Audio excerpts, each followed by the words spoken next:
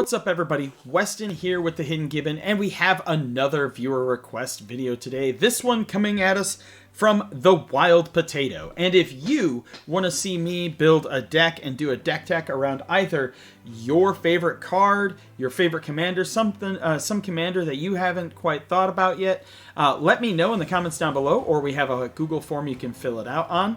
And with that, just let me know what commander, if you have a budget or bracket you want to stick to, and some cards that you absolutely want to see in there, and some cards that you absolutely don't want to see in there. But without further ado, Wild Potato, he gave me this specific kind of restrictions of a budget of $500 or less, using Omnath, Locus of Rage, and wanting Lumira in here. Well, I have good news for you, Wild Potato. I know you said that I could drop Lumira if I couldn't fit it in, but I managed to fit in Lumira, and so I hope I do a good job with this deck. Let's get into it, shall we? So, Omnath, Locus of Rage is a 5/5 for 3 generic, 2 red, 2 green. He has Landfall. When a land you control enters, create a 5/5 red and green elemental creature token. And then when Omnath or another elemental you control dies, Omnath deals 3 damage to any target. And then also I put Nissa in here, of course, because she lets your forest tap for double.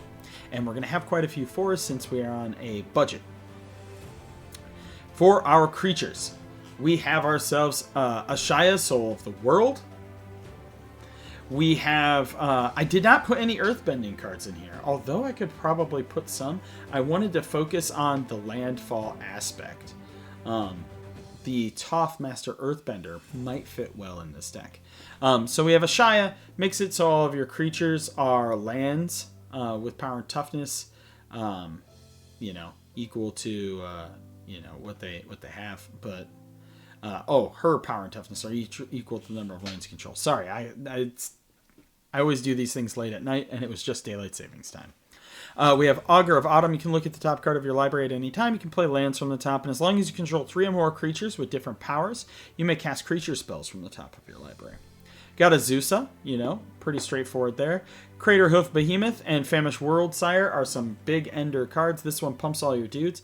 This one gets really huge, and you eat your lands and then hopefully get a bunch more lands into play. Lotus Cobra and Nissa are here to generate lots of mana. On Landfall trigger, Springheart Nantuko is a busted magic card, and you can put it on any one of your things, on your Nissa or on your Lotus Cobra. We have Oracle Modai. You can play an extra land. You can play lands from the top of your library. Rampaging Balos Landfall. You get yourself a 4/4 Scoot Swarm. You know him, you love him. Whenever your land enters, you get a 1/1, or if you have 6 or more lands, makes a copy. Random Excavator. You can play lands from your graveyard. Sabotender, which is landfall. Whenever a land you control enters, this creature deals 1 damage to each opponent, which is similar to Tanook. Tanook is whenever a land you control enters, Tanook deals 1 damage to each opponent. If this is the second time, you get to draw a card. And then we've got our tireless guys in here, right? Tireless Provisioner, Tireless Tracker, gets us treasure, clues, foods. And then we have Lumira. So she has Vigilance and Reach, and her power and toughness are each equal to the number of lands you control. And when she enters, you mill 4 cards, then return all land cards from your graveyard to the battlefield tapped. Alright, so then we have our sorceries. We're going to have a lot of ramp here. See, our ramp is going to... there's not a lot of red in the instance in sorceries, right? This is mostly a green, splashing some red. But we've got this. So... for our ramp, we have Circuitous Root, Cultivate, Kodama's Reach, Rampant Growth, Sky Shroud Claim, Explosive Vegetation, Farseek, Explore, Flare of Cultivation, Nature's Lore, Open the Way, 3 Visits, Tempt with Discovery, Sylvan Scrying. We're trying to ramp a lot of lands here. We got Natural Order, so we can sack a green creature and search our library for a green creature and put it onto the battlefield. Do that with your Craterhoof or with your Worldsire. We have Scape Shift. This is really good. Sacrifice all your lands and then search your library for up to that many land cards and put them onto the battlefield. So when you do this, they enter tapped, but I believe, if I was not stupid, which I was stupid, you can do this, and if you have enough mana, scape shift and then play Lumra, and you get all your lands back. It's very important. If I had a little bit higher budget, I would have replaced one of these probably with Amulet of Vigor, for the record, which would let your lands untap. We have Jessica's Will in here as well, and Genesis Wave to get lots of things.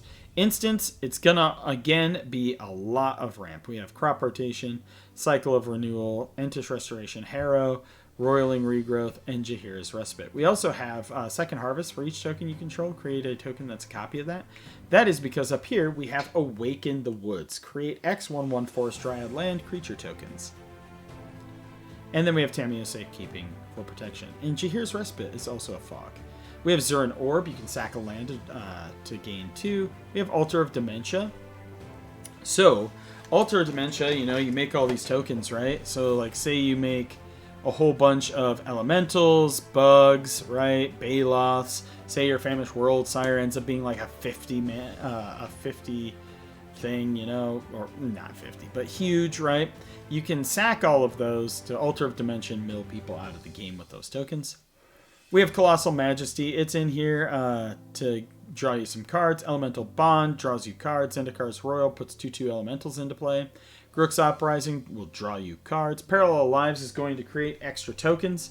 Rhythm of the Wild, all of your non-token creatures have Riot, so maybe you make a giant Famished World Sire, or, when you drop your Crater Hoof, everything gets to attack. Colony Heart Expedition for some ramp.